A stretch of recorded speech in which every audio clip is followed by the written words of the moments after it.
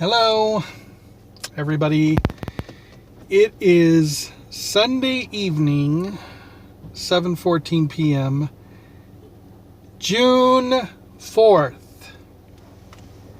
I am leaving my dad's here in the Inland Empire. Just got through basically helping out my dad and his wife all day today again. I didn't go last weekend because had some other family functions to attend, and still trying to sell my dad's car. I've had two different couples look at the car and essentially not get back to me. We have a possible family member who might want to buy the loan out, but that might not fall through because of other situations. So I'm gonna have to renew the Craigslist ad for my dad's car again, and get that going. A lot of other stuff going on.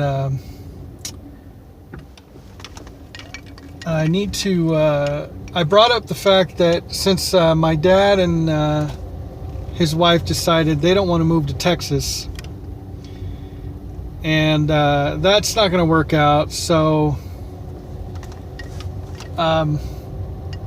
we decided that we should have them move closer, to the metro area again, out from the Inland Empire, and live in a retirement community closer to where I live, so that it's not an hour drive, so it's only like a 15-minute drive. And so that's kind of in the works now. They seem open to that because, they've lived out here now for almost 2 years in the Inland Empire, and it's starting to become a little burdensome on everyone. And now that my dad's not going to be driving, it'll just work out better for him to be in a retirement community where, they offer free bus rides everywhere and lots of activities to keep busy and such. And so I'm really, really hoping that works out. I'm thinking about the equity they have in their home out here, and I'm hoping that's enough to get them a nice little place in this retirement community. And then there's the logistics of it all. Even if we were to determine that, yes, it's going to be feasible, there's sort of this in-between time when you're moving that you need somewhere to stay, and so you need relatives to kind of help you with that, as you're trying to get into your new place. So there's that, and I don't foresee any of that happening like in the next year. I mean, it could, but I've still got all of my stuff I'm dealing with, still painting my house, still scraping paint, which I'm trying to get back to as of yesterday, because I kind of got thrown off because May is such a busy family month, barbecue month, tons of birthdays in my family in May, my extended family especially. So let's just say I've been out of commission for a while. and in the sense that emotionally I've been a wreck, but I've sort of hit a stepping stone today, and I feel like, where you can kind of like start to recoup and move forward again. And so today was mostly, helping my dad with his bills and paying some bills and taking them shopping.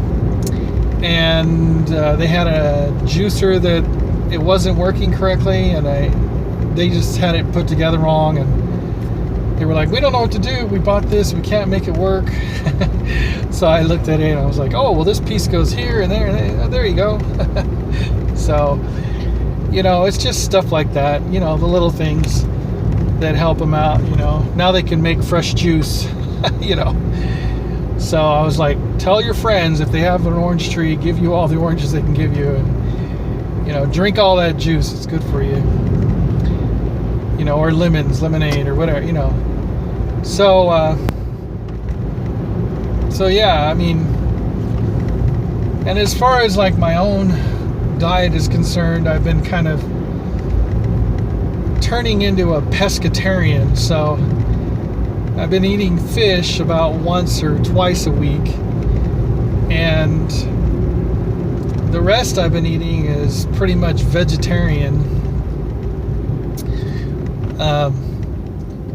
and rice and grains, but I have still not been eating sandwich bread or yeast bread, as I don't trust any of it anymore to set well with me. And as of yesterday, my wife started to get a little worried about my diet, so I understand. So now I'm going to be starting to focus in on the protein I need to eat, as this lifestyle of the eating that I'm been taking on in the last couple months. So